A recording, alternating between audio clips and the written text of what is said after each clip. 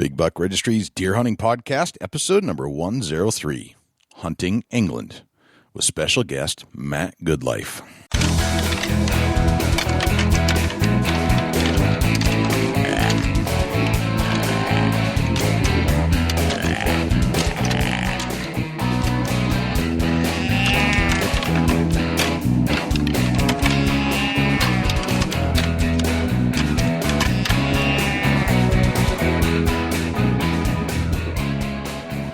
Big Buck Registry is a virtual museum of hunting stories. We preserve a piece of Americana by interviewing and recording hunters about their hunts and experiences from across the country. And who knows, maybe we'll learn a thing or two along the way that'll help us take our hunt to the next level. Hey, this is Melissa Bachman of Winchester Deadly Passion on the Sportsman's Channel. You're listening to my favorite deer hunting podcast, Big Buck Registry's Deer Hunting Podcast. Hey, this is Mike Adams, the Up North Journal podcast. When I'm not gunning for turkeys, hanging out in my tree stand, or running my trap line, I'm listening to the Big Buck Registry podcast. So let's turn it up and step outside with your hosts, Jay and Dusty. Hello, fellow hunters. This is Carrie Zolka from the Wild World of Carrie Z podcast. You know, I don't always listen to other hunting podcasts, but when I do, I listen to the Big Buck Registry's Big Buck podcast. Stay hunting, my friends. Welcome to the show. This is Jay Scott, your host of the Big Buck Registry's Big Buck Deer Hunting Podcast. Thanks again for joining us. It's such a pleasure to have you with us listening to this show. And, of course, we can't do this show without our good friend, Dusty Phillips from Ohio. What's happening, Dusty? Oh, man, just getting all jazzed up, thinking about whitetail hunting, thinking about being in a tree stand. It's all just a few months away, and man, Jay, I can't wait till that opportunity comes. It really is not far. You got like 2.5 months, right? Thereabouts.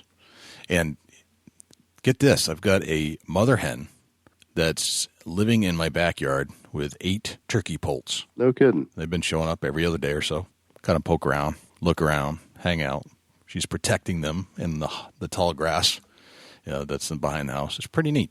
Absolutely. You got your trail camera still out? I do. Yep, absolutely. Awesome. Yep, it's picking up a lot of good activity over there. Absolutely. So it's kind of neat. Something we have not had around here in a while is a wild turkey walking around with poults. In fact, I don't think I've ever had it since I moved to this place. So just a cool experience to have. Yeah, absolutely. I think, everybody's starting to see fawns, and more pictures are showing up of fawns here in Ohio, and I'm assuming that the fawns are in New Hampshire this time of year, too. Very much so. I've seen a lot of deer kill on the highways, actually, recently, like in the last few weeks, which is not something I've seen in quite a while, and younger deer, too. But we do have and have seen pictures of fawns that are being left on various locations, and the mom will come back here and there to check on them, not far away, of course. But it is fascinating how they kind of raise their young, where they basically drop them off in a protected location, in a sense, and they hang out and they keep quiet and they don't move, and the mom shows up and they kind of greet each other and they'll hang out. But then the mom kind of disappears for a little while and doesn't really sit there with the young when they're first born. Yeah, it's just pretty amazing that they camouflage and they're virtually scent free at that age. Right. It's fascinating that they survive like they do, but I guess they have no smell, so predators can't smell them. And, of course, the movement is limited until the mom shows up. So I guess that kind of works. Yeah, for sure. Yeah. So how would you like to go hunting in a different country? Oh, what wouldn't you like it? Right. And we've talked to Zach Slattery, of course, from Australia, where they have just an insane amount of feral animals to hunt. And he hunts goats and other species like you wouldn't even imagine. You can always refer back to our podcast, Hunting in Australia. But it's that time of year where I think we should explore another part of the world, Dusty. So we're going across the pond? Let's go across the pond. Really? And go directly to England. Wow. And see what the Goodlife is going on, specifically Matt Goodlife, who is a good friend of ours and of the Godfathers from the Up North Journal podcast, of course. And we've arranged for Matt to describe and tell us all about deer hunting in the UK.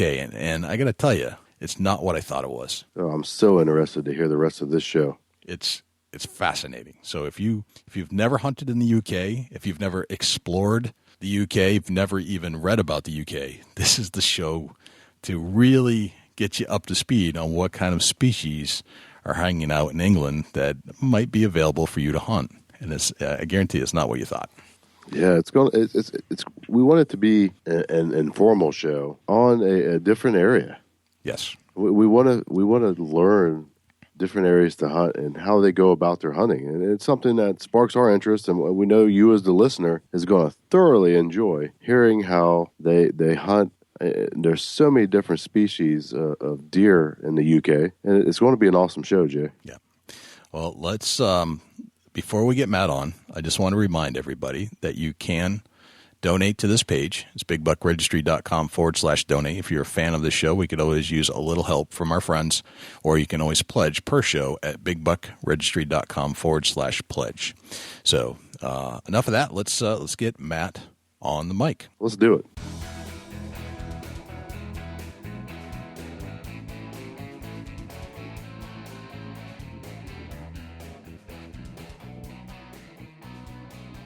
Matt Goodlife, welcome to the Big Buck Registry's Big Buck Deer Hunting Podcast. How are you? I'm doing well, thank you. It's a pleasure to be on.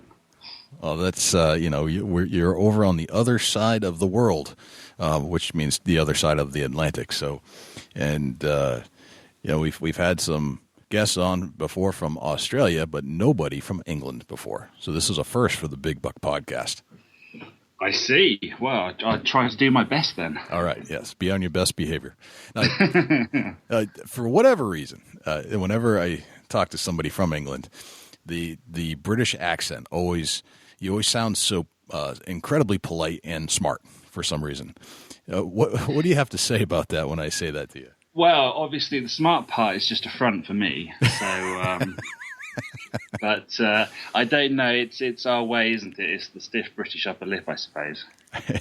Yeah, the politeness always comes through. And is that something that you were raised with, that kind of thing? Very much so.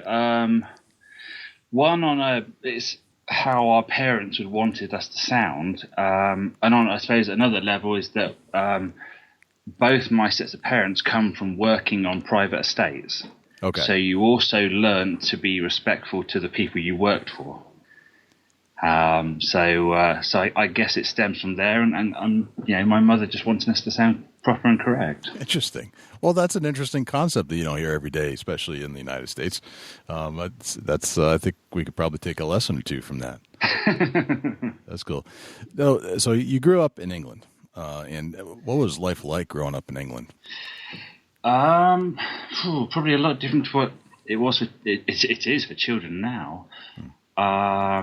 So we were very privileged in a way. Our grandfather on my mother's side was a head gardener for a large, wealthy landowner. So we were pretty much treated as their grandchildren and had the run of the estate. So we had a very privileged upbringing on living almost on a country estate and being able to walk the grounds, to hunt squirrels and vermin like that. So to me, it was a brilliant upbringing. And it's a country family as well. So we all stem from gardeners, gamekeepers, farmers, etc. So we were surrounded by wildlife. That's fascinating. So I think in a conversation on social media at some point, we had talked about how in order to hunt game, you basically have to be part of a game preserve in a sense where the landowners preserve the game where instead of the country, the state, everybody has their own piece of property. Is that accurate? And how does that work? Sort of. We don't have, for instance, like you have as a national hunting forests. Okay. So what you call state land, isn't it? Right. Yeah. State property. Correct. Yeah. So therefore, you can go to your local outdoor store, buy a tag, a license, etc., and then and hunt the various animals and birds that are in season at the time. Right. Over here, even though the government will make up the laws to govern the recreational outdoors, it is landowner controlled. So if a person wants to have a pheasant shoot on their land, that's up to them. If they want to control the deer numbers on their land, that is up to them. nothing is dictated to by the government in that sense. Okay. So you couldn't just walk into our local forest. We've now moved 8 miles away from there, but which was on our doorstep. It's 1,000 acres. You can't just walk into there with a shotgun and start shooting squirrels. Interesting. And why is that? Because that's owned by the National Trust. Okay. So that's actually, even though it has public access and public bridleways for horse riding and everything else, the use of firearms, etc., is down to the National Trust because it's their land. All land in England, everywhere else, is private. You may well have access for footpaths, but it doesn't mean you could hunt or shoot over it. Interesting. Okay, so you're kind of in control of your own land. Very much so. And how much game preserves or game management that you want to conduct on your property is how you're going to live your way of life. So it all comes down to the landowner is what it comes down to. Is that correct? Very much so, yeah. Fascinating. Is that a tradition that's gone back quite a ways back in England, or is this something that is a new thing? No, that's how it has been since time began. I mean, if you think of your ancestors, obviously came from over here. Right. And when they went there, they decided that they didn't want it to be landowner controlled, didn't they? They wanted the hunting not to be necessarily a privileged thing. It wanted to be to the everyday person. Right. So that's how a lot of your laws came about. Whereas ours have stayed traditionally that it's the landowner decides what is going on, and that doesn't matter if you have 100 acres or 100,000 acres. So this is a generation or a tradition that goes back generation after generation to very much so. Long time ago. Almost. I mean, I can't help but think about when I read Robin Hood when I was a kid, and they talked about the sheriff and the sheriff's deer and how Robin was taking all the sheriff's deer out of the Sherwood Forest. It sounds like it's something similar to that, except in that case, that was more or less the king that owned the land, not the landowners. Yes, once upon a time it was like that.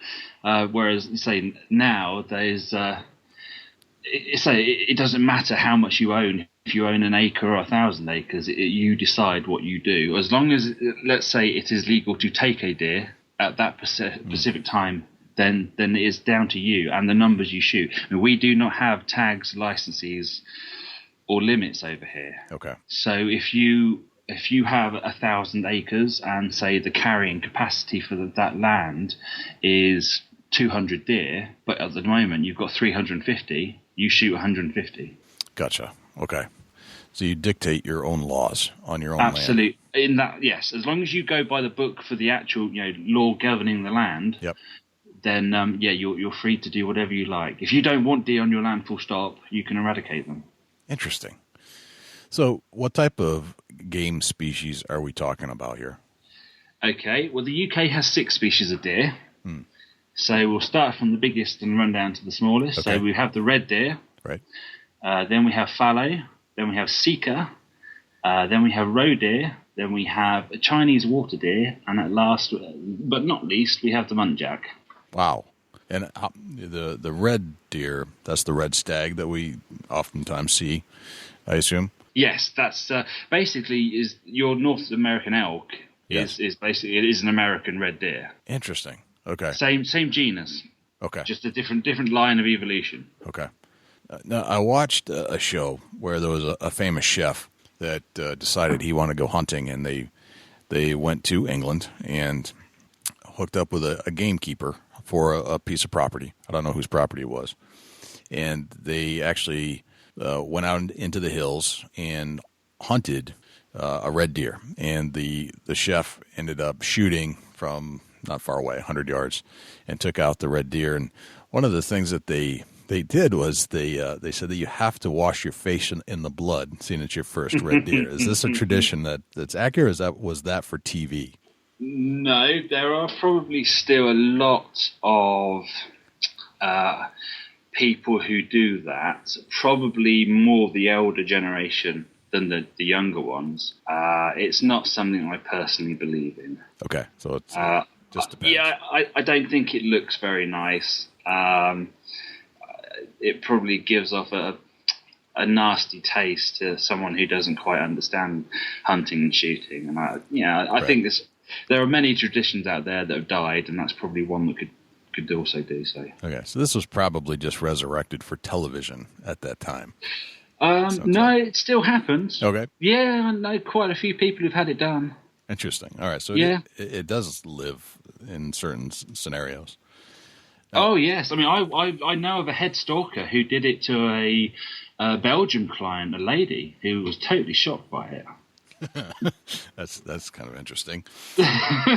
So, when did you start hunting? Probably from, I don't know, really, to be I was taken out pigeon or squirrel hunting with my brother. I could have been any age, 6, 7, 8, something like that. Okay. I mean, I started fishing at the age of 4, so it's all around you. Being a country family, it's just second nature. Part of your way of life. It's the way your parents taught you how to live. Very much so. Okay. Yeah. Can you see yourself living without that type of lifestyle at this point in your life? No, never. Okay. No.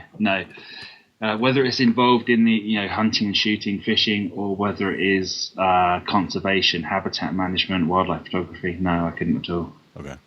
So you've really adopted it into your lifestyle, and it's a tradition in your family going back generations, like the whole game laws. Very much so, yes. Fascinating. Yes. So we come from that sort of line, and hopefully we'll always keep it in. If not a pastime, then yeah, I'd love to see my daughter grow up and do something in those lines. Very cool. Congratulations on the new edition, Matt. Thank you very much. Yeah, Dusty. Congratulations. How's that going? It's interesting for first timers. Eva's now about just over a month old, so yeah, there's a few sleepless nights, but that's to be expected, isn't it? Absolutely, very much so. So tell us about you've had this outdoor game management lifestyle pretty much your whole life because your parents introduced you to it, but you carried that on when you went to school and you studied game and deer and wildlife and fishery management at, and I'm going to pronounce this incorrectly, De Montfort University in Lincoln. That's right, yes. Why did you choose to do that?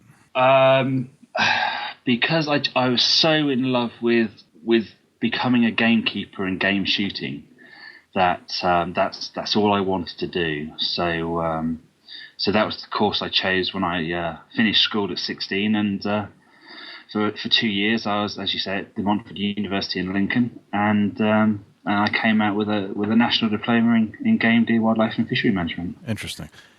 What did they teach you there? What types of things were they focused on? Well, the game shooting industry, if you say a gamekeeper, is a person employed by a large estate to produce a sporting day's shooting. And that could be from a bag limit through the day of 50 to 60, right up to the biggest day I was involved in was over 3,000.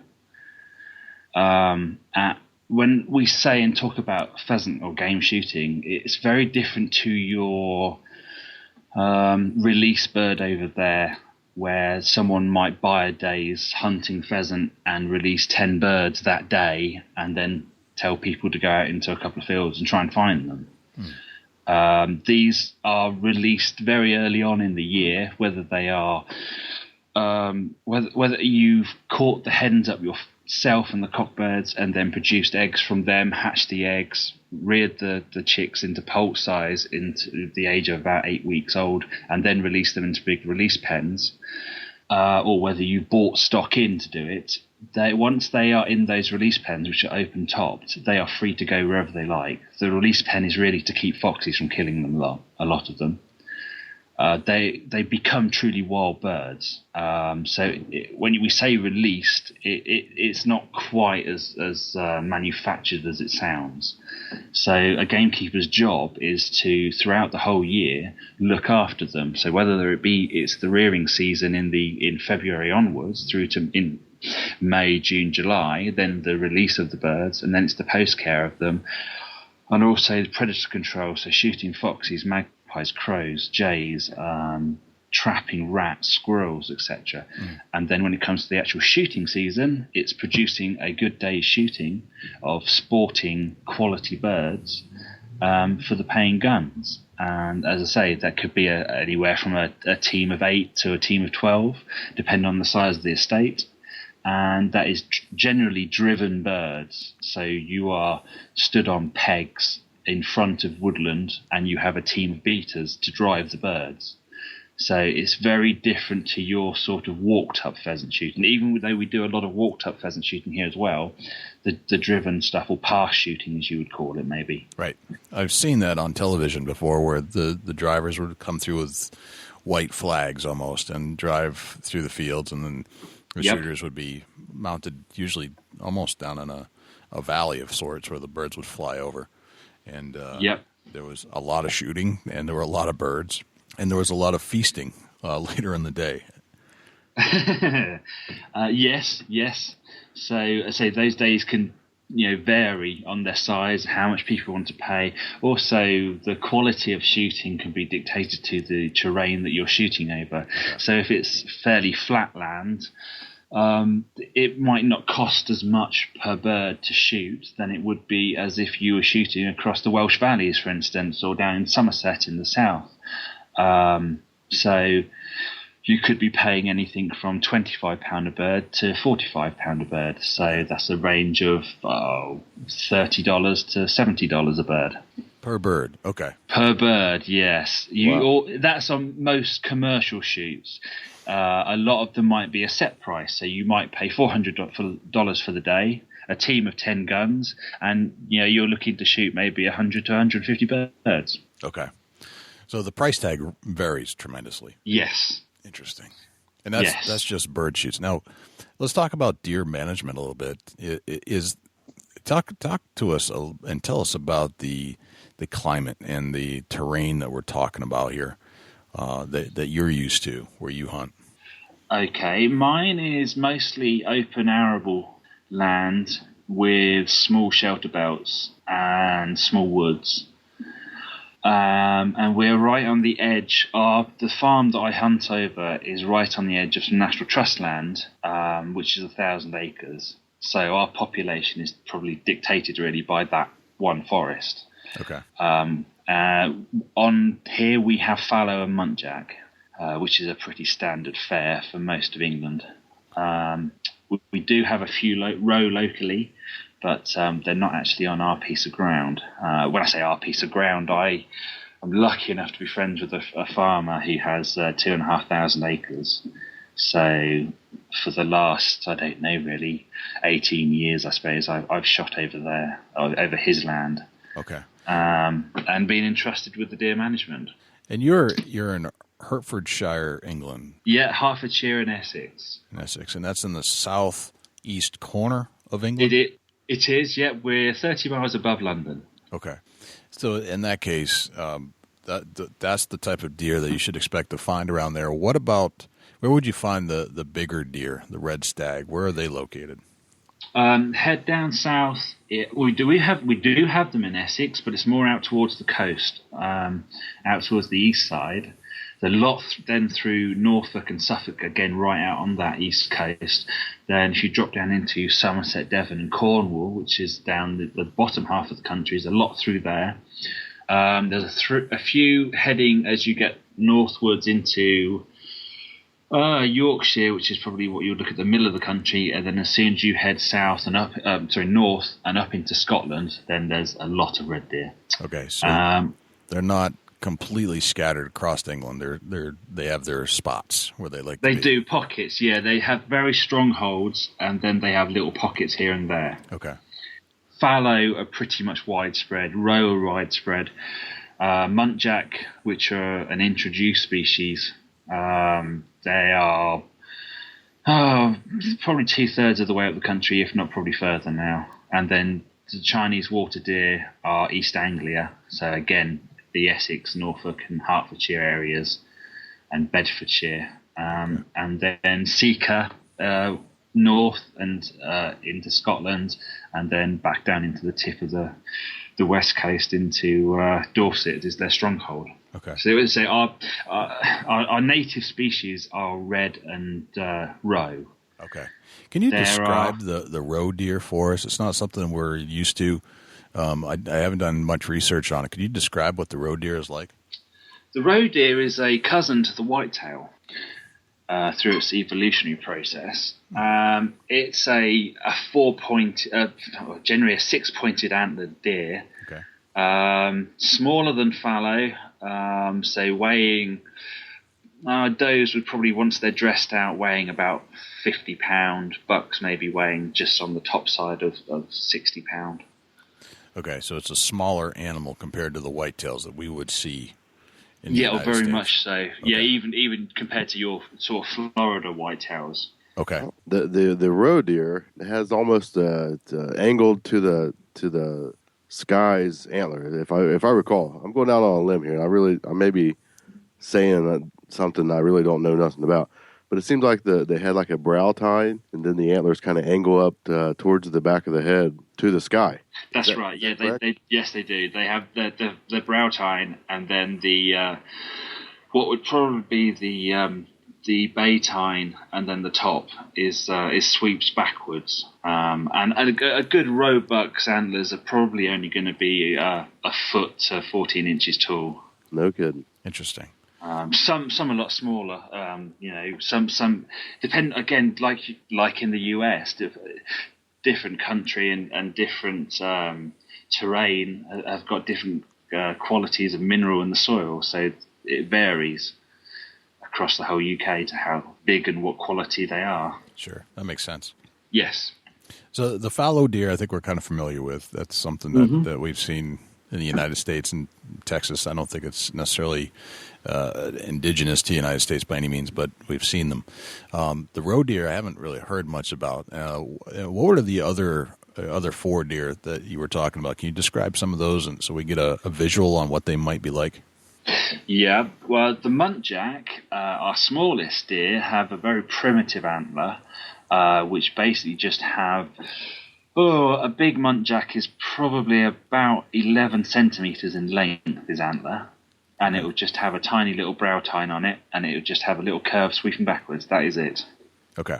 They're an Asian deer that were brought over here in the probably late 1800s, and rich landowners had them in their collections. Okay, I see. And due to wind damage fences where trees have come down, etc., and the odd probably deliberate release, that's how we now have Muntjac, Chinese water deer, and Sika. So those 3 aren't native at all. They're all of them are Asian deer. Okay. Are they smaller than the roe deer? Yeah, Muntjac, a dressed out animal would probably weigh anywhere from 20 pound to 35. Oh wow, really tiny. Okay. Yeah, brilliant fun though in every aspect. I would imagine that must be just an amazing hunt. Yes. My uncle, who lives down in Dorset, had never seen Muntjac for most of his life, and when he came up here, he thought they were hares. Right. Because they're so small. He's used to big deer. No kidding. So I think they're brilliant. I think they're probably the best tasting of the venison out there.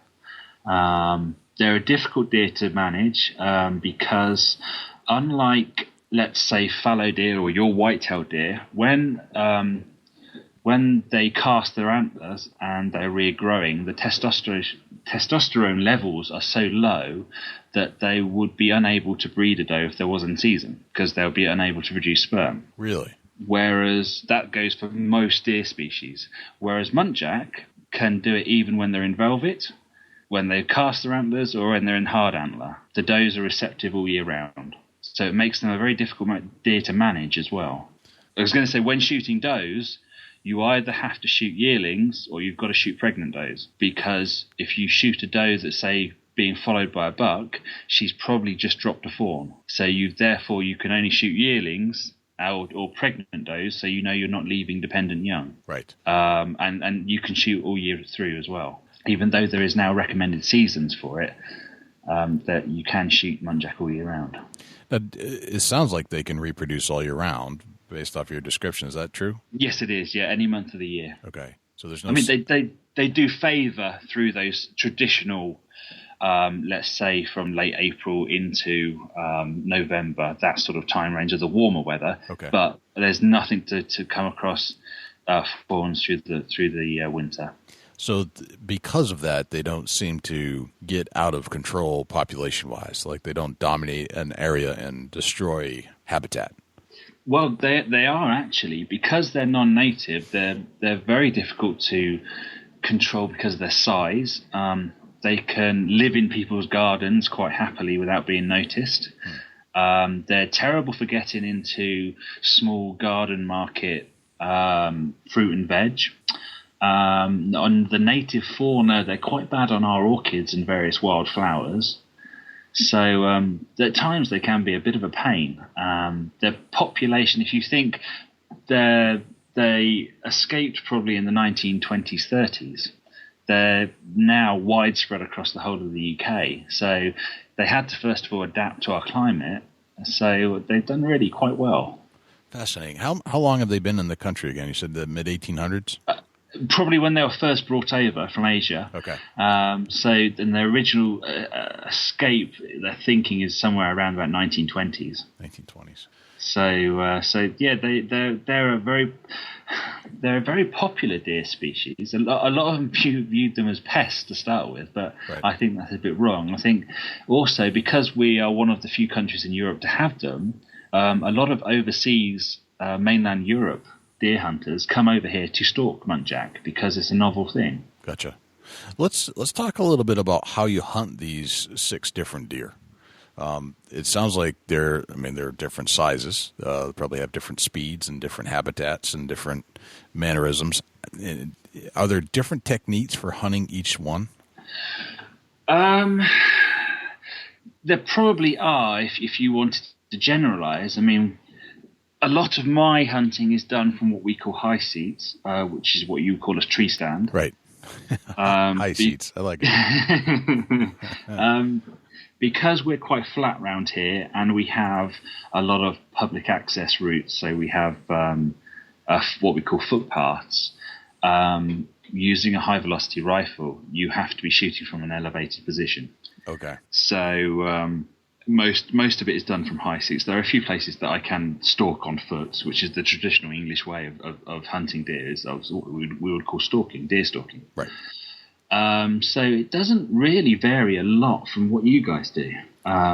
You're playing the wind all the time, and you're thinking where they're feeding, where their travel routes are, dependent on the time of year, even dependent on what the wind direction, the temperatures are doing, and where they may or may not be sheltering from the elements. So, a lot of the things that you put into practice over there is we can pretty much do here. All right. So basically, high seats, tree stand hunting, or stalking. Those are the types of things.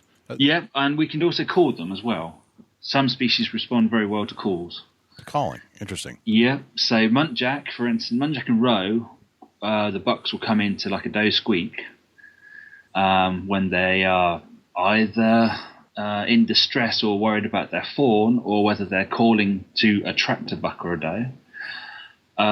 Red deer stags, you can roar at them like you would bugle an elk. Sika stags whistle, and it's a triple whistle. I won't try and do it, but they're very aggressive deer, Sika. And fallow, again, grunt like your whitetail, so your whitetail grunt calls will work for them as well. Fascinating. Very interesting. So so you can call them in, you stalk them, you hunt from high seats or tree stands, and you have a variety of deer to hunt. That's kind of interesting to me, because usually it's 1 or 2 species that you get to hunt here, or if you want to travel to the Midwest. If I'm on the East Coast, you'd have to travel to the mountain ranges of Colorado, Wyoming, Montana, to start hunting into elk and whitetail and mule deer, for example. So yes, maybe 3, but you've got 6 every day that you can hunt. Yeah, if you're in the New Forest, you can shoot 5 of them. So I've got a friend who's out in Norfolk who is a professional deer stalker. You can shoot red, fallow, roe, and muntjac on his ground. Wow, interesting. So yeah, he often has clients out. He shoots 3 species in a day. Now, how do they taste from species to species? Have you eaten all 6? I haven't. No, the only one I haven't had is Chinese water deer. Okay. But it all depends on how they're shot, time of year, the age of the animal. But I've never had a bad muntjac. Muntjac is just absolutely beautiful. Again, along with roe. Red deer, it again depends. I mean, if you shoot a nice young hind or doe, then and it's cooked properly, then it will be lovely and tender. Whereas if you shoot a big stag in the rut, well, I'd rather go down the supermarket and buy a piece of beef. Gotcha. So it's not unlike shot placement, time of year that you shoot. That all means a lot. Absolutely. I mean, you can imagine what testosterone and adrenaline does with a male deer during the rut. Sure. It's the worst venison out. Right. And I don't think we're immune to that either. I mean, that's the same kind of stuff we have to deal with here.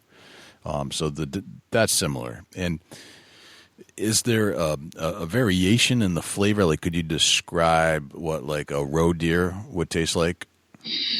Roe. Let's compare it to No. beef, maybe. I would. Well, I could say that muntjac would taste like lamb without the grease. If you think of lamb being slightly fatty, yes, and greasy, muntjac is very much like that without the fat or the grease. I mean, as you know, venison is probably the leanest meat in the world. Right. Wow. So it's like lamb. That sounds amazing. Succulent and tender. Yes. And that doesn't matter what age range. I mean, because you're talking with a deer species that only weighs fully dressed, 45, 50 pound. So even if you're shooting what you would call an adolescent or a yearling, that dressed out, it could only weigh 18 pound. So your turkey weighs as much as it. Right. But it doesn't matter whether it's a young beast or an old beast. They taste superb all the whole range through. So what you're saying, Matt, is you take a piece of this and you fry it up, you put it on your forehead, your tongue will slap your brains out trying to get to it. Yes, absolutely. I've never tried it, but yes. No, muntjac is probably my favourite. Roe is equally up there. It's, again, very sweet and tender. And then as you get into the bigger deer species, well, again, it probably is the same as, for instance, like your mule deer feeding on sagebrush. It's going to add a flavour. So depending on where you are in the country with some of the others, depending on what crops or browse they're eating, will dictate a bit to the flavour of them. Right. Very interesting. So Matt, could you take us on a deer hunt, like just a step-by-step, like how you would go about or how you did go about on one of your more memorable deer hunts and what happened during that hunt? Okay. What year are we going back to? Oh, my word. We can probably go... trouble is, they all run into one another, really, because we don't have sort of limits and tags, etc.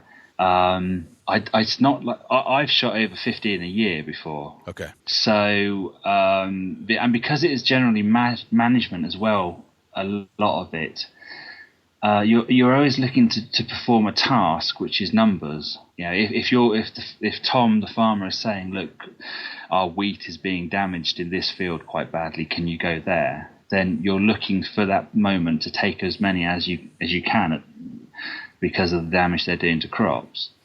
One of my best memories, I guess, was stalking one is a group of 4 bucks that I stalked on foot for an hour and a half through 3 or 4 ditches, 2 little fields, and I spent half an hour watching them through binoculars at 25 yards. And then once I'd made my mind up that I was only going to shoot the smaller of the lot because the other ones we don't tend to shoot the big bucks here. We try to let them go to carry on that gene pool as your stock. The smaller one presented a shot at just as he poked his head up, so I just stuck it underneath his chin and necked him. Gotcha. And what year was that, do you know? Oh, God, I should think early 2000s. Okay. I mean, I can remember we did a deer drive once as well, where we moved them from here, there, and everywhere, really, around the farm, and had various people sitting in various high seats. And luckily, they came to me, and in 30 seconds, I shot 4 out of one group. Gotcha. So you can shoot it if based off of the landowner's request. You can shoot as many as you can get your gun on and shoot accurately. Yes. Interesting. Yes. And it's after your studies, do you feel like the management of the farms that you're hunting are done correctly, or have you ever had a disagreement with the landowner? No. I was left actually up until the landowner here where I stalk became interested in deer stalking. I was solely responsible for whatever I wanted to do on the land. So I always did it as a proper management way, and I tried to shoot as many days as I could. I shot any yearling bucks that were inadequate, that would go on to produce a poor trophy. Any old animals that had come to the end of their reasonably productive life, then I would shoot, and anything that was good I just left. Okay. So it was just to promote, even though we don't have paying clients, it was just to promote a quality deer. Gotcha. So it was you have your selections of the ones that you want to harvest out of the group and leave the other ones to breed more, basically. Absolutely. I mean, the only way when you're doing population control, the only way to control a population is shoot does or hinds. Gotcha. So if you're looking to keep, as I said, sort of, if you had 1,000 acres and you want 200 on there, then you're going to have to shoot 100 deer each year because there's 100 deer produced. Interesting. Okay, that makes sense. Now, you said you're using a high-powered rifle. Yes. Any bow hunting being done as well? No, bow hunting is illegal in the UK. Really? Oh, fascinating. How about that, Dusty? So. That's unbelievable, really. Bow hunting is illegal in the UK. Now, why is that? Here we go. I like stories that start out with "Here we go." Here we go. That's a good indicator right there. Tell us about this. Yeah, let's get into that. It's not deemed adequate enough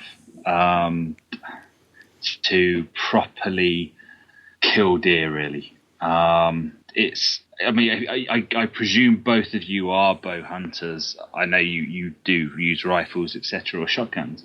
Right. But, the variants are so vast on everything being successful all the time that it was just... I think it would have been 1981 when the Countryside and Wildlife Act came in on various things and laws were changed.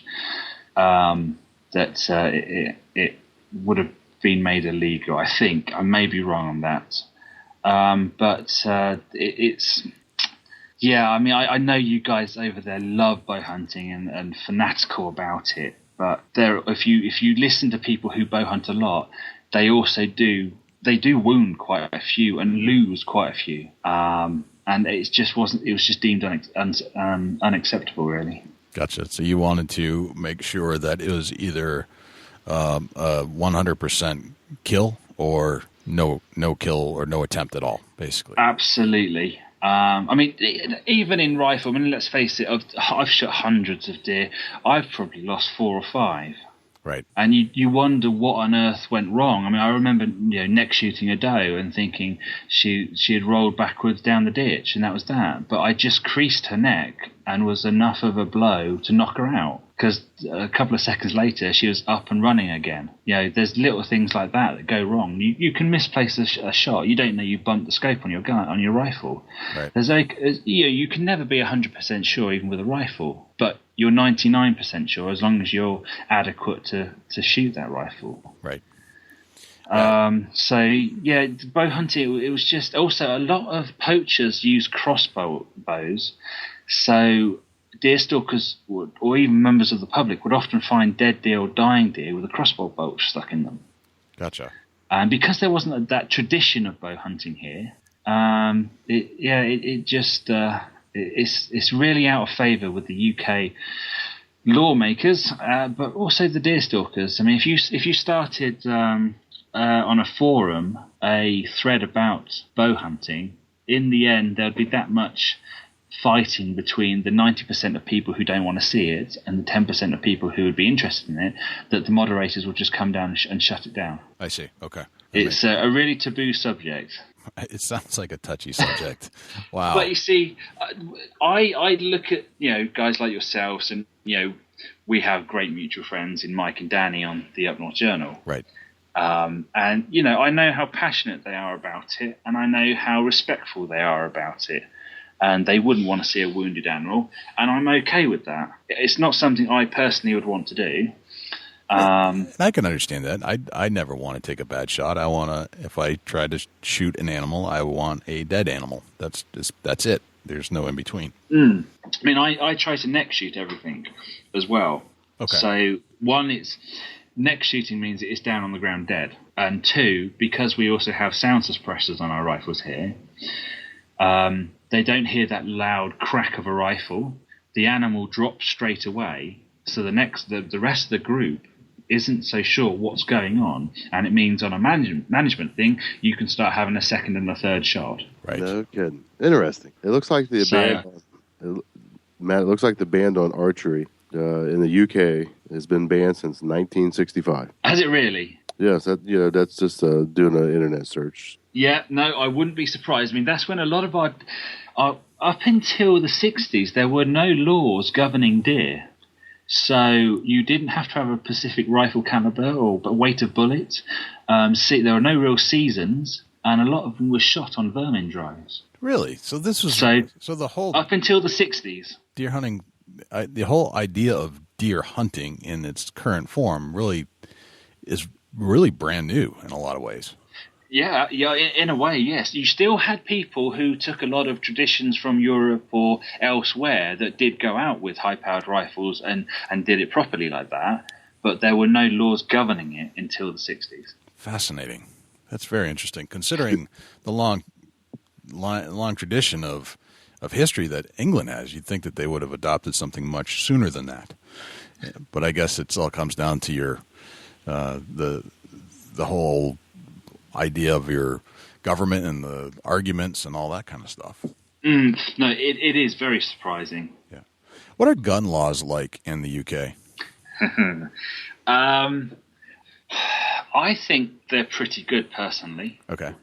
You have to apply to the police for a shotgun certificate or a firearm certificate. So the firearms are rifles. Okay. You go through background checks. You go through your general practitioner medical checks. You have to have a couple of referees that have known you for 2 years or longer and are not family members. If you are of sound mind and you are someone who keeps your nose clean and out of trouble, there is no reason why you won't be granted anything. And if you have land to shoot over, if you're a member of a clay pigeon shooting club, if you're a member of a rifle club, again, you have a reason to own a firearm or shotgun. There's no reason why they won't grant you it. Okay. Very interesting. So if you're a foreigner, can you come and hunt on some of these properties? Yeah, I mean, you could come over with me and you would hunt without any money, any monetary cost to you whatsoever. Really? Yeah, as long as you're sat with me, you use my rifles, you're under my guidance. Gotcha. So you wouldn't need your own separate permit. That would be under you. No, nothing. No. There used to be the game license for pheasant shooting, which was $8 a year, which I don't think is in effect anymore. As far as that, there are no licenses or tags. It is all about being able to own a rifle and have land to shoot over. Interesting. So you could legitimately go deer hunting in England if I'm friends with you and you needed to do some management hunting. Yep, if you all you have to do is get on a plane and get over here, and that's it. That's awesome. I will be there tomorrow. Yeah, that's no, I'm just kidding. We'll get all the baby crap off the spare bedroom, and you're free to come over. There you go. Excellent. That's probably one of the coolest things I've heard, that you can just jump a plane, fly over, and hunt. go deer hunting in England. Yeah, that's the greatest thing ever. That's the greatest thing ever. I love that. I mean, obviously, if you guys, not knowing me, you would have to book through a guide service and Deer Stalker, etc. Right. But if you know someone like me, then you just rock up and kick off. That is Matt, fascinating. I'm going to ask you what kind of rifles, caliber, and make and model are you shooting? I have a 20-year-old Bruno 243. That was the first rifle I ever bought. That has a Leisenfeld 8x56 on top of it and a T8 reflex moderator on it. And I also have another Bruno, which is the same model as the 243 in 308, and that has a Nikon Pro, whatever it was, 3x9x50 on it. And I haven't put a silencer on that one yet. No the 243 shoots 100 grains, and the 308 is shooting at the moment 125, but I will put it up to 150 for some of the bigger red stags and Sika stags. Wow. How far do you have to travel to hunt the red stag? If I wanted to go and see him, even though he's a professional stalker, so I'd have to pay him, I'm an hour away to go on the red stags. Gotcha. But if not into Scotland, would be probably cheaper. But yeah, we actually this winter had the first red stag turn up that must have followed one of the motorways or the only way he could have really done, and found it onto one of my trail cameras. Ooh. It's a young spiker, or you would call it a spiker, and we call it a pricket or a spiker. Yeah, he turned up in October, hung around for 2 weeks, then disappeared. Uh-huh. So he's probably wandered along a motorway or highway, as you call them, along the fence line during the rut, and he probably travelled 20, 30 miles. Wow. Gotcha. So that must have excited you a little bit when you saw that. It did, yeah. I mean, because you see, if he had walked out anywhere around here, he's going to get shot. Right. So I would have shot him, because it is a bit of a unique thing. We don't have red deer locally. Right. So for the next 5 mornings, 5 nights, I was in that area, and he never showed. Right. Hoping for that glimpse of him. Absolutely. Very cool. So is there a season that is more prominent than others, and what time of year would it be if it was? Right. If you go in England, bucks and stags are shot from August through till the end of April. Okay. The hinds or does are the 1st of November until the end of March. And then you have roebuck, which are different to the rest of the male species, is that where would the red fallow, Sika, etc., cast their antlers through the spring, regrow them in velvet through the summer, and then become hard antler in the late autumn, roebucks actually grow theirs through the winter. Interesting. So it's almost the reverse. Yeah, absolutely. So they're a summer stalking animal. So you shoot them from the 1st of April onwards. Wow. Until the last day of October. So technically here, we can hunt all year round. I was just about to say that. You can hunt deer all year round. Yes. Just you have to vary the species a little bit based off of what's going on with the mating seasons. Yes. And the antler growth. Wow, that's cool. That is fascinating. Well, that is good to know. I'm going to have to put that in my bank of things to do in my life before I kick it. Now, what's your favorite scotch to drink with venison? Oh, well, there's some of the Glenmorangies and Glenfiddichs. The Glenlivet that I bought the other day that was on special offer was quite nice. But at the moment, I'm into your bourbons. Interesting. Now, which bourbons are you liking? Well, at the moment, I'm sat next to me is a bottle of Jim Beam White. Okay. I do like the Wild Turkey. Mm-hmm. And what else have we had? Have you tried the Jim Beam Devil's Cut? I have. Yes. That's quite good. There's quite a few Jim Beams. Oh, there aren't many Jim Beams I haven't tried. Let's put it that way. I haven't done any of the maples or the honeys or whatever else. I think Matt fit right in the States. I think I'd fit right in the UK. That's what I'm thinking. Well, there's an open invitation for the pair of you. If you want to come out here, then, all you've got to do is get on that plane. Wow. Awesome. I love that. That just made my day, Matt. it definitely I think it made my year, really. Yeah. Yeah, come and shoot deer through the day, and we'll go fox calling through the night. That'd be awesome. Matt, same for you. If you want to try to hunt a state's whitetail here in Ohio, anytime, brother, you just let me know. Thank you very much. Yeah, same here. And do you have turkeys in? No, we don't. Oh, wow. No, only farm birds. I mean, they're a North American bird, so. Right. But I mean, the odd gamekeeper does like to have a bit of fun sometimes and release the odd strange bird. So I do know of a turkey that's been shot on a pheasant shoot, and that wasn't called in strutting like you guys. That was 40 yards high and flying like hell. No good. That could be an interesting hunt for you then to hunt some turkeys and. Yeah.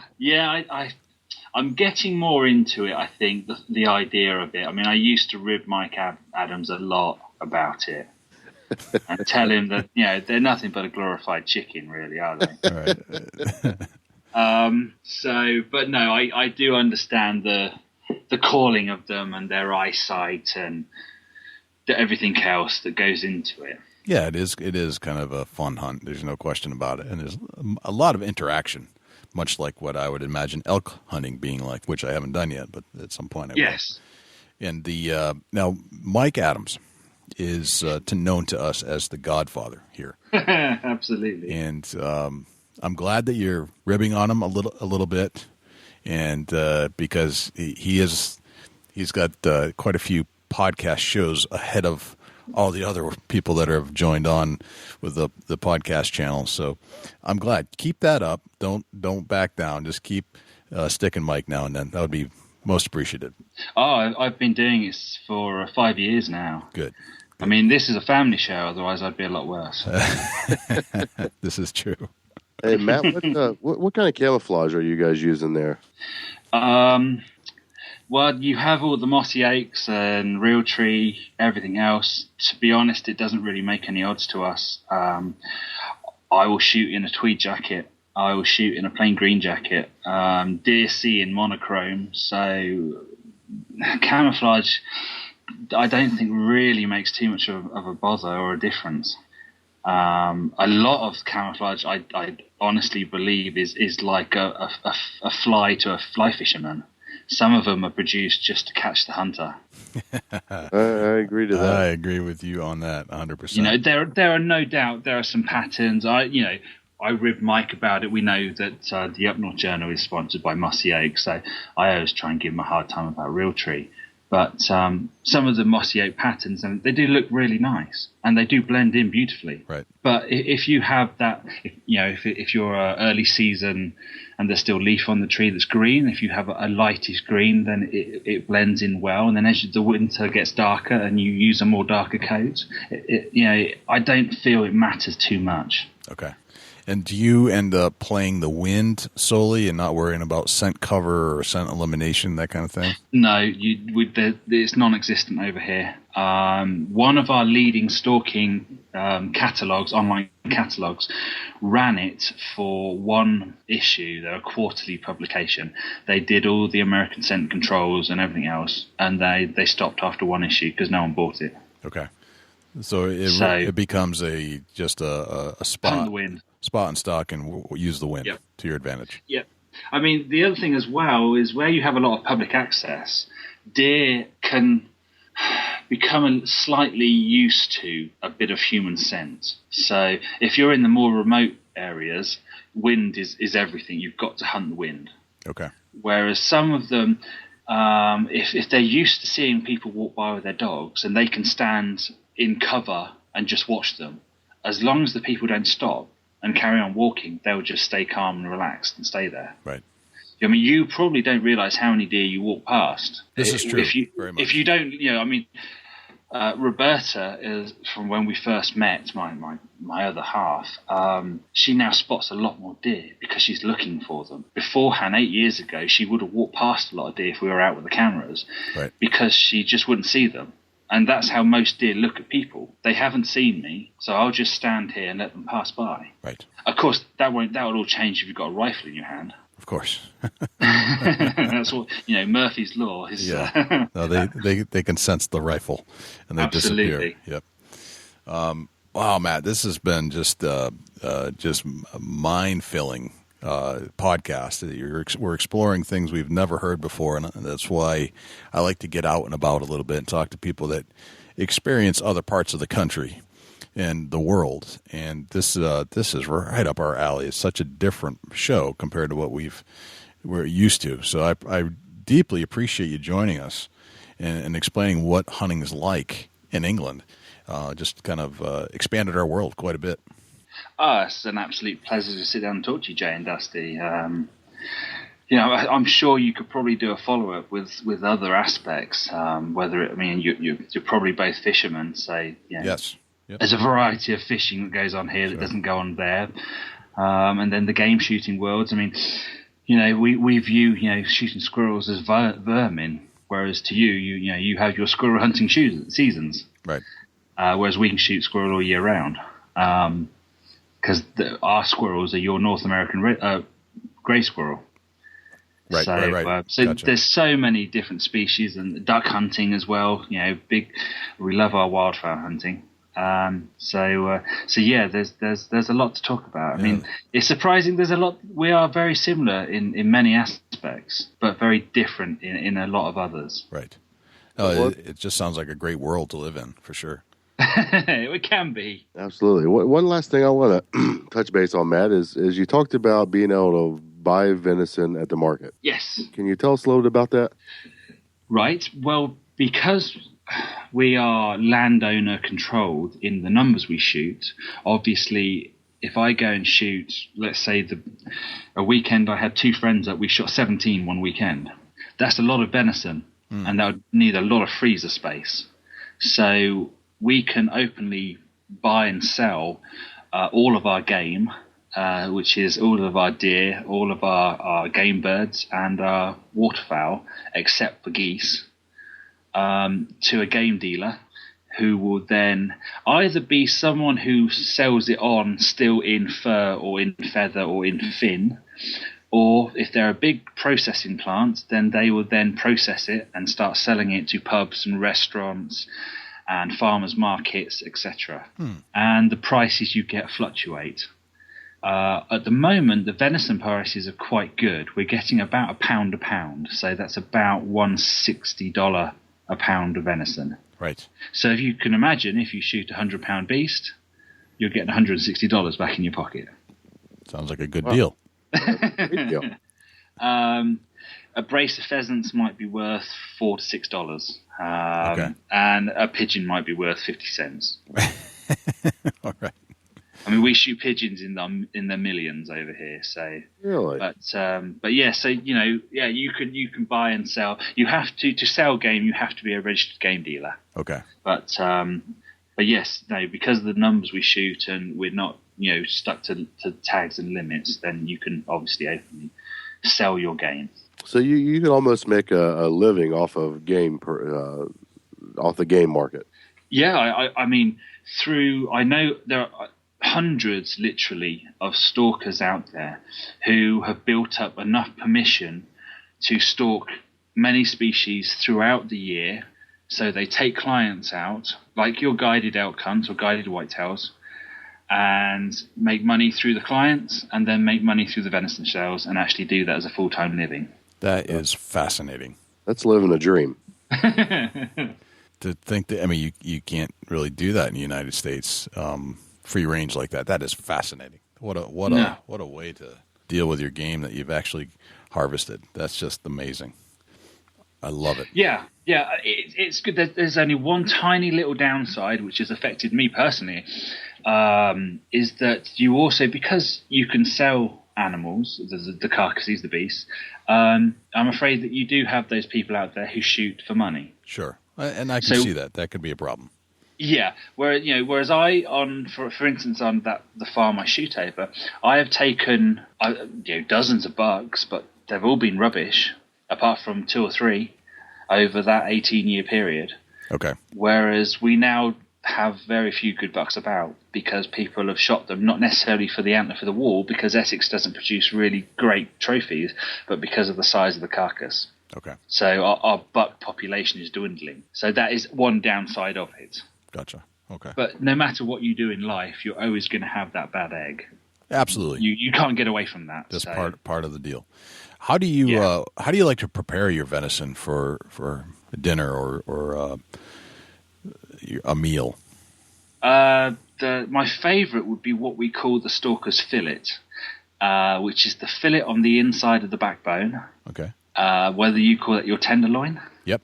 Yep. Sure. Right. Well, on a Muntjac, those are probably only about 4 inches long by 1 inch thick. So if you go in the morning, if you've gone out first light, shot a beast, then those would be very good for breakfast with bacon and egg. And then otherwise, otherwise your standard slow roast. Okay. But I mean, venison is so versatile. You could make it into burgers venison sausages are just superb. Right. Yeah, you can do a lot with it. Absolutely. Absolutely. So, Matt, is there a book that you would recommend to the listeners of the show? Is there some kind of a deer hunting manual that you would use or have used to help bring you along a little further in your knowledge of the deer that are in your area? Oh, my word. Just for you guys across there, a book on our deer. Not really, no. There are a lot of them. I mean, there is the Whitehead Encyclopedia of Deer, which covers every species of deer in the world. Okay. Which is a rather good read. I will recommend a book for your listeners, though, if you like turkey hunting. Sure. You must be familiar with a chap called Bobby Cole of Mossy Oak. Sure. Well, he wrote 2 books. One's called The Dummy Line, one's called Moon Underfoot. And they are brilliant. Okay, very good. The Dummy Line is brilliant. Buy yourself a good bottle of whiskey. Yep. Or bourbon, and sit down and read that on an evening. Done. I am there. All right. And do you have anything you like to take into the field with you that, like, you almost feel naked with if you're in the field and you don't have it with you, other than your firearm, of course? Binoculars. Dusty. Yeah. I'm surprised. This is not looking to bash anyone across the pond, but I'm surprised at how many people over there who don't take binoculars with them, who will view something through a scope. Right. Because you're looking at an unidentified target with a rifle. Right. Now, I asked Dusty the same question, and he said binoculars too. Hands down, I got to have it. Right. I'm naked without it. Yeah. Well, I mean, I being a big wildlife lover and do a lot of wildlife photography, it's not just about being out there and pulling a trigger. It's the whole experience and then immersing yourself within that habitat and that ecosystem. Very much so. I completely agree. Now, if you had one hunting tip to share with the world, what would that be? Oh, I think hunt the wind. Hunt the wind. Yeah, you've got to. You're never going to beat evolution. The nose on a deer is just so fantastic. It's untrue. It's what keeps them alive. Right. And that goes for deer. That doesn't matter. We don't have coyotes or wolves or bears over here, but same with foxes. Right. If that's what you're going to hunt, if a wild animal wise lives on its instincts. That's a great tip, and I think that's a universal one. You can do it anywhere in the world, and you'd still come out on top if you knew how to play the wind. Very much so. Absolutely. Awesome, Matt. This has been just an eye-opener. Dusty, would you agree that this is just something that has just opened my mind to other aspects of hunting? I'm ready to book a flight, really. I am too. I'm very much there. I think we'll let Matt get through the baby phase a little bit before we intrude upon his household, and he's already got enough to deal with. But, Matt, I think I will take you up on that somewhere in the near future because that... Well, it would be a pleasure. It really would. I mean, there's a few of you guys across there that I speak to and talk to and everything else. And one day, whether Roberta and Eva and I come out, or whether it's just me, we will come out to the States. I have been over to the States, but yep. I was 12 at the time. I was actually based in Ohio. There you go. Where Dusty is. Yeah. Ohio. Do you recall where at? Cleveland. Okay, yeah, so that's about 3 hours to me. Right, we did through Tennessee as well, Kentucky, North Carolina, various places, and we also went up to Canada to see the falls. But again, I was only 12 at the time, so there wasn't a lot I could do about anything else. But yes, say you, Danny, and Michael. If Michael too, you're gonna bring. Yeah, well, yeah. I've got to say it, otherwise he'll feel like he's left out. Okay, all right. I guess we can make the exception. We'll bring Mike too.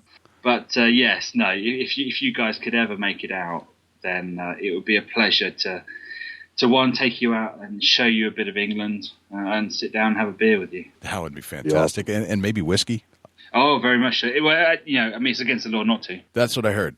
So this is right up my alley. It's a shootable offence. Excellent. Matt, this has just been an honor and a pleasure, and thank you so much for joining us on the Big Buck Podcast. Of course it is. It's been an absolute pleasure, chaps. Thank you. Thank you.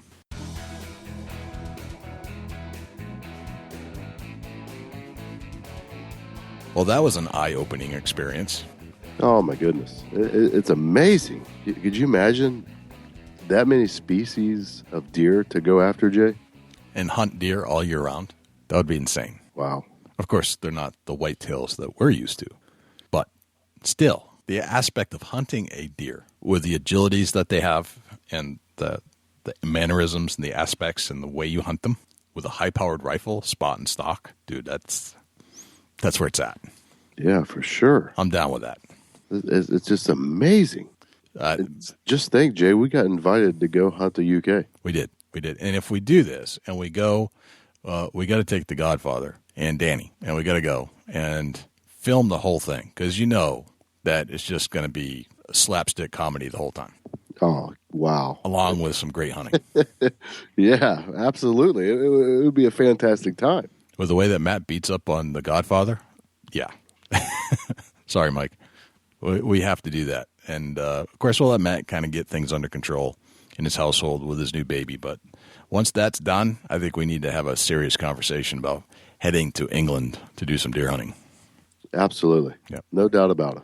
How about a Chubby Tines tip of the week, Dusty? Do you have one for us? I do. You know, we got hunt season, whitetails in particular. You know, we like to talk about whitetails and big bucks here on the Big Buck Registry Deer Hunting Podcast. It's just a few months away. It is the time to get your camo out, get it cleaned up, washed up, do whatever you need to do to get it ready. And it's time to start thinking about killing that scent on it. You know, it's set around, all spring, and now we're into the summer. It's time to start thinking about that kind of stuff. What would you recommend we start doing right now to start thinking about scent? You know, it varies for different areas and different terrain. And, you know, right now I go out and just take a pair of nippers and cut off some cedar limbs. And I take a toter box, which is a plastic toter box, and I throw the cedar right in there with my camouflage. That's cool. I like that. That makes sense. Is there anything else besides that you start prepping for, or you just get there first? Yeah, I like to focus on my scent right now. Just getting that ready, and you know, obviously it's food plot time and other things, but right now my focal point's getting on that scent control.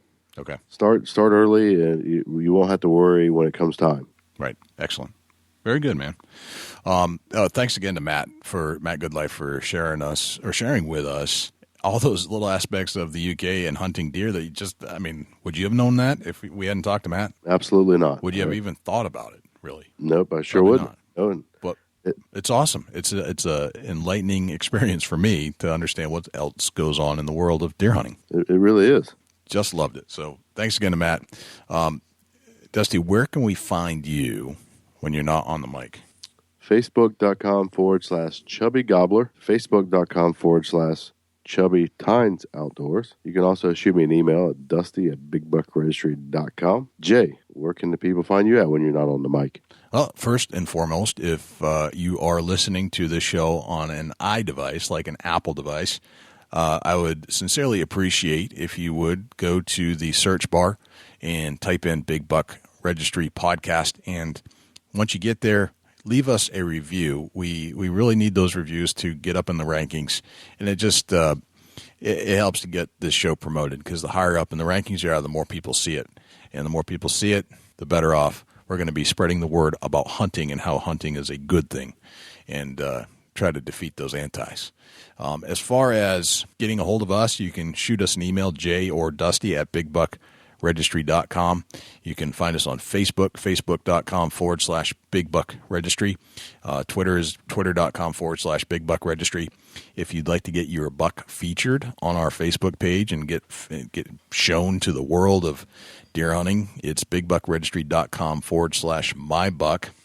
If you would like to donate to the show, bigbuckregistry.com/pledge or bigbuckregistry.com/donate. Give us a call at 724-613-2825. Leave us a message.